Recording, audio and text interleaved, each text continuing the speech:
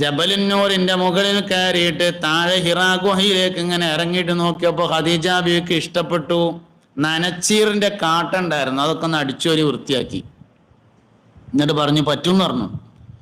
ഗോതമ്പ് മാവും ഉപ്പും പച്ചവെള്ളവും കാരക്കയും എടുത്തൊടുത്തു. ഒരു കീഴില് ഗോതമ്പ് മാവ്, ഉപ്പ്, കാരക്ക ഒരു തോൽപാത്രത്തിൽ വെള്ളവും കൊടുത്തിട്ട് പറഞ്ഞു പൊയ്ക്കോളിയാറും. അങ്ങനെ പറഞ്ഞയച്ചു. വിശക്കുന്ന സമയത്ത് ഗോതമ്പ് മാവും ഉപ്പും വെള്ളം കൂടിയും ചേർത്ത് ഉരുട്ടിയിട്ട് അത് കഴിക്കും. അതിൻ്റെ മേലെ വെള്ളം കുടിക്കും, കാരക്കയും കഴിക്കും.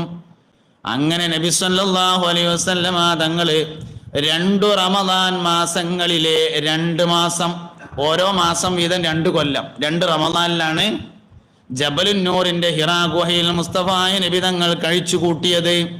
ഇടയ്ക്കൊക്കെ നബി തങ്ങൾ വന്നിട്ട്